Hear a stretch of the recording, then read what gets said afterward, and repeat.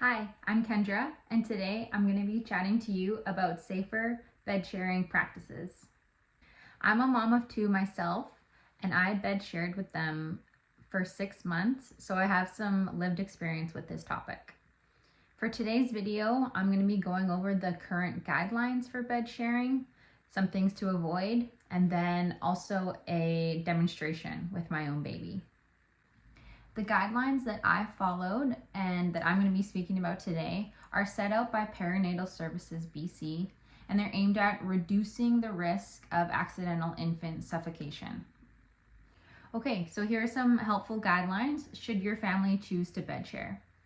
So first, babies should always be set to sleep on their back. Never their side or their tummy, always on their back. Next, the mattress should be really firm. So no water beds or a very old saggy mattress, and definitely not a couch or a recliner or something like that. It should be a nice and firm mattress. And ideally the mattress is on the floor and away from any walls or any other furniture so that a baby couldn't get wedged in between it. Next, there should be no pillows or duvets or blankets anywhere near the baby. You shouldn't be sharing your own blanket with the baby. They should have their own little baby blanket or be wearing a sleep sack, and definitely not near your pillow.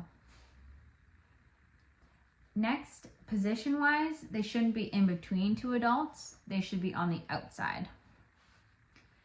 Lastly, any adult that has had any drugs or alcohol or medications that cause drowsiness should not be bed sharing whatsoever. This greatly increases the risk of accidental suffocation. So now that we've talked about the guidelines and some things to avoid, next we'll do a demonstration, and I'll grab my assistant. Okay, so I've got my assistant here. This is Miles. So Miles is wearing a thin onesie, a wearable sleep sack, and the temperature of the room is no greater than 20 degrees. Okay, so getting into bed, we're going to make sure that there's no heavy blankets around him and that the mattress is nice and firm. Ideally, the mattress would be on the floor, but that's not how this bed is set up, so this is what we're working with. So Miles would go down on his back here, not between me and the wall, but on the outside. He already has his sleep sack, so he doesn't need to be under the covers with me.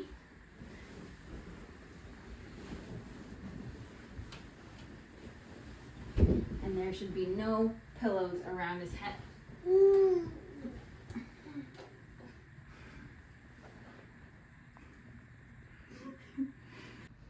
Okay, last thing to mention, as I was watching that video back, these drawstrings or anything that's hanging off of clothing is not safe for bed sharing, as well as necklaces should be removed. Also, long hair should be tied back. Okay, thank you so much for watching this video. If you have any other questions, Perinatal Services BC is a great resource, and also have a look at our poster and brochure. Thanks so much.